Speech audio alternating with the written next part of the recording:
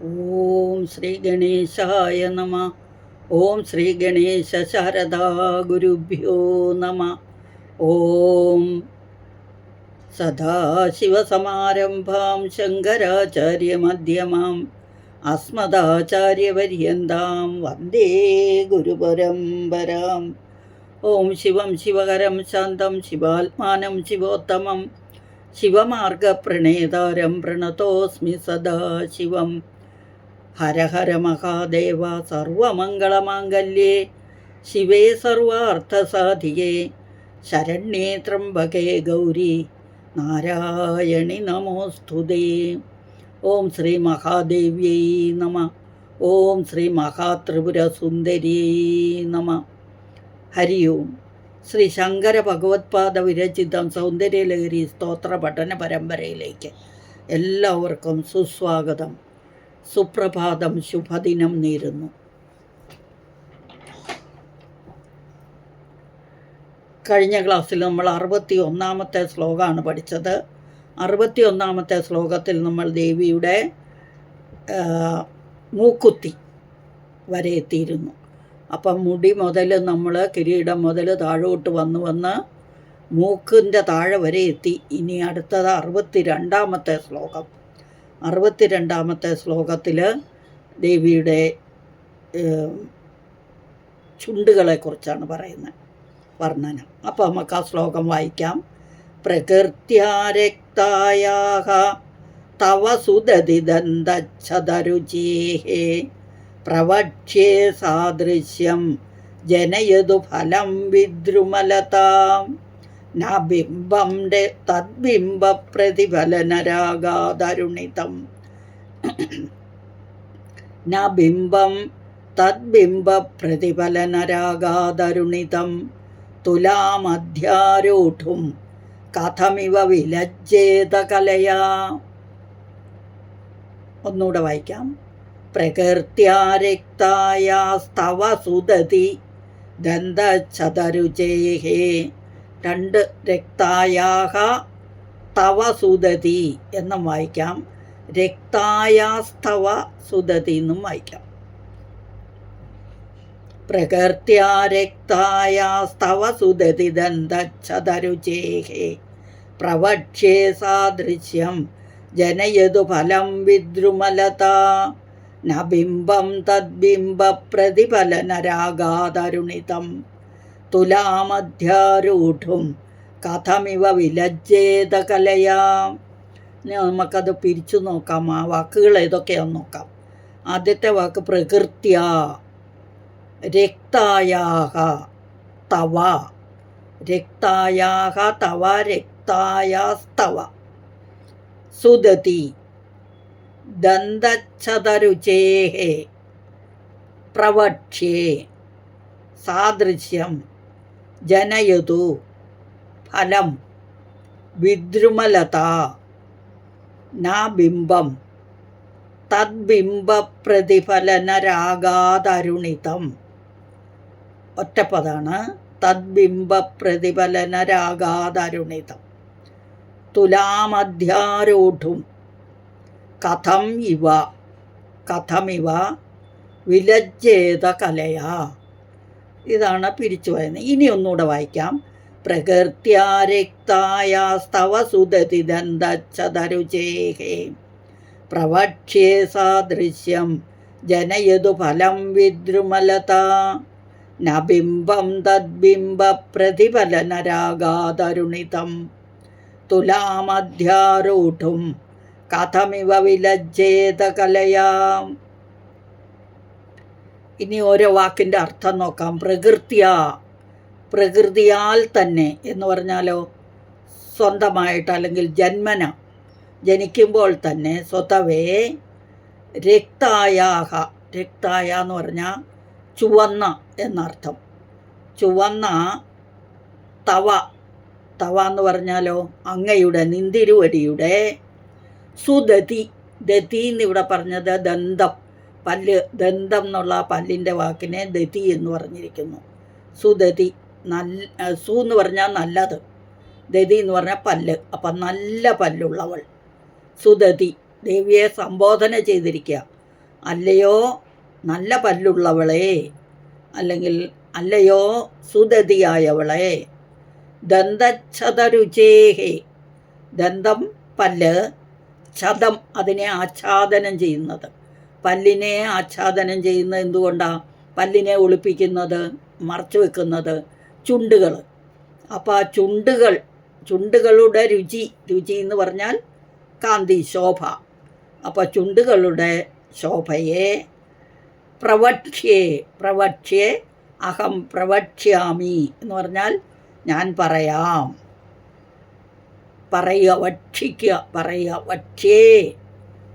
പറയാം, ഞാൻ പറയാം. സാദൃശ്യം സമദൃശ്യം അല്ലേ, ഒന്ന് ഒരുപോലെയുള്ളത്.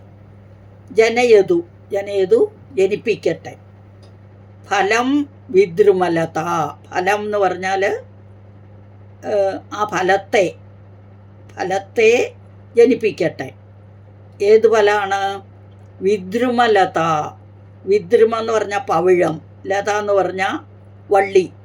അപ്പോൾ വിദ്രുമലത എന്ന് പറഞ്ഞാലോ പവിഴക്കൊടി. ആ പവിഴക്കൊടി പോലെ എന്നർത്ഥം. ബിംബം എന്ന് ഇവിടെ പറഞ്ഞാൽ ബിംബത്തെ തൊണ്ടിപ്പഴം അല്ലെങ്കിൽ എന്താ അതിന് പറയുന്നത്, കോവൽപ്പഴം, തൊണ്ടിപ്പഴം എന്നൊക്കെ പറയും. ബിംബം എന്ന് പറഞ്ഞാൽ പഴം, വെറും പഴമല്ല, ഗോവൽപ്പഴം അല്ലെങ്കിൽ ഗോവൽപ്പഴം എന്ന് അതിൻ്റെ പേര് വരുന്നത് പാക്കനാര് അച്ഛൻ്റെ അമ്മയുടെ ശ്രാദ്ധത്തിന് വേണ്ടി എല്ലാവരും, വരരുചിയുടെ മക്കളെല്ലാവരും പല ജാതിയിലും പല ഇതിലുമായിട്ടുള്ള 12 പേരായിരുന്നു. അപ്പോൾ അവരുടെ സമുദായത്തിനനുസരിച്ച ഓരോരോ കാര്യങ്ങൾ ശ്രാദ്ധത്തിനായി ഓരോന്നും കൊണ്ടുവന്നിരുന്നു. അപ്പോൾ ഈ ആറാണത്ത് പ്രാന്തൻ കൊണ്ടുവന്നത്, അല്ലെങ്കിൽ പാക്കനാര് എന്ന് പറയുന്ന അത് കൊണ്ടുവന്നത് ചണ്ടാളനായിരുന്നല്ലോ അദ്ദേഹം. അപ്പോൾ ചണ്ടാളന്മാരെന്ന് പറഞ്ഞാൽ പശുക്കളെയും മൃഗങ്ങളെയൊക്കെ കഴിക്കുന്ന ആളാണ്. അപ്പം പശുവിൻ്റെ മുല ചെത്തിയെടുത്തോണ്ടാണ് വന്നത്. അപ്പോൾ അത് മാംസമായതുകൊണ്ട് അതിനെ അത് എടുക്കാൻ പറ്റില്ല. അപ്പോൾ അതിനെ ആ മുറ്റത്ത് കുഴിച്ചിട്ടേക്കാൻ പറഞ്ഞു. നടുമുറ്റത്ത് കൊണ്ട് കുഴി കുത്തി അതിലിട്ടു. അത് കോവലായിട്ട് വന്നു. ഗോവൽ എന്ന് പറയുന്ന ചെടിയായിട്ട് വന്ന് അതിലുണ്ടാകുന്ന കായാണ് കോവയ്ക്ക എന്ന് നമ്മൾ പറയും പെട്ടെന്ന്. കോവയ്ക്ക എന്നല്ല, അത് ഗോവലാണ്, ഗോവൽപ്പഴം.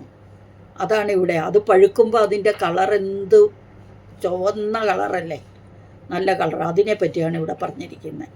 ബിംബം എന്ന്, ഗോവൽപ്പഴം. പിന്നെ തൊണ്ടിപ്പഴം എന്നും പറയാം, തൊണ്ടിപ്പഴം എന്നൊക്കെ പറയാം. തദ്ബിംബ പ്രതിഫലന രാഗാതരുണിതം, തദ്ബിംബ പ്രതിഫലന രാഗാതരുണിതം. അപ്പോൾ എന്താ അതിനെ പറയുക, ആ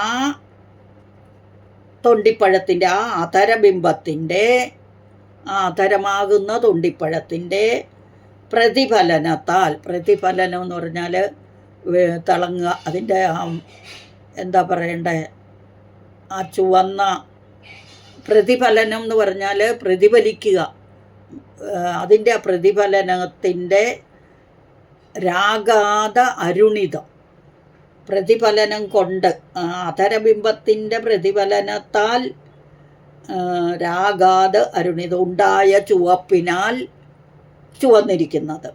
അപ്പം ദേവിയുടെ ചുണ്ടിൻ്റെ ആ ചുവപ്പ് ആണ് ആ കോവൽപ്പഴം, അതുകൊണ്ടാണ് ചുവന്നിരിക്കുന്നതെന്ന് അർത്ഥം.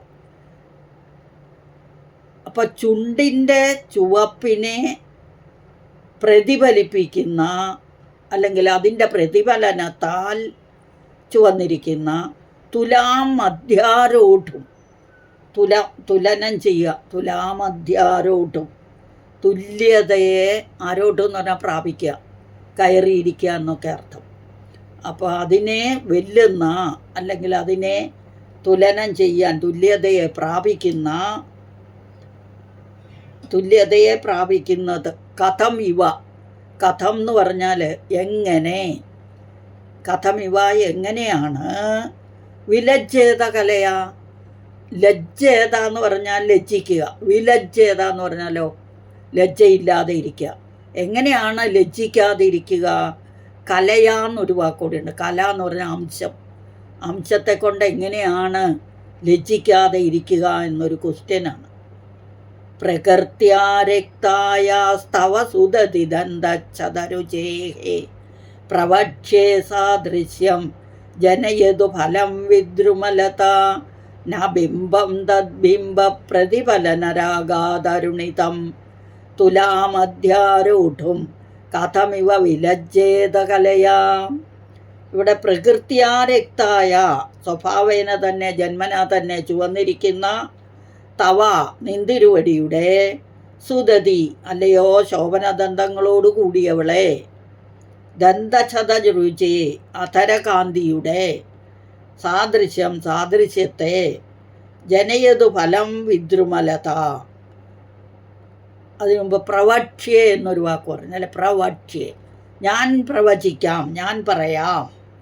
ജനയതു ഫലം വിദ്രുമലത പവിഴക്കൊടി ഫലത്തെ ജനിപ്പിക്കട്ടെ. ന ബിംബം, ന ബിംബം എന്ന് പറഞ്ഞാൽ കോവൽപ്പഴം അല്ല. ന എന്ന് പറഞ്ഞാൽ വിരുത്ത് അല്ല എന്നർത്ഥം. അപ്പം കോവൽപ്പഴമല്ല. തദ്ബിംബ പ്രതിഫലനരാഗാതരുണിതം ആ അധരബിംബത്തിൻ്റെ പ്രതിഫലനത്താൽ ഉണ്ടായ ചുവപ്പിനാൽ ചുവന്നിരിക്കുന്നത് എന്നർത്ഥം. തുലാമധ്യാരൂഢും തുല്യതയെ പ്രാപിക്കുന്നത്. കഥമിവ വിലജ്ജേത എങ്ങനെ ലജ്ജിക്കുകയില്ല എന്ന് പറഞ്ഞാൽ ലജ്ജിക്കും എന്നർത്ഥം. കലയാ, കലയാ അംശം കൊണ്ടുപോലും, ഒരംശം കൊണ്ടുപോലും ഇവയൊന്നും എങ്ങനെ ലജ്ജിക്കയില്ല എന്ന് പറഞ്ഞാൽ ലജ്ജിക്കും എന്നർത്ഥം. അപ്പോൾ ഇതിൻ്റെ ടോട്ടൽ അർത്ഥം ഈ ശ്ലോകത്തിൻ്റെ ഒന്ന് നോക്കാം. പ്രകൃത്യാരക്തായ സ്തവ സുദതിദന്തചതരുചേഹേ പ്രവക്ഷ്യേ സാദൃശ്യം ജനയതു ഫലം വിദ്രുമലത ന ബിംബം തദ്ബിംബ പ്രതിഫലനരാഗാതരുണിതം തുലാമധ്യാരൂഢും കഥമിവ വിലജ്ജേത കലയാം.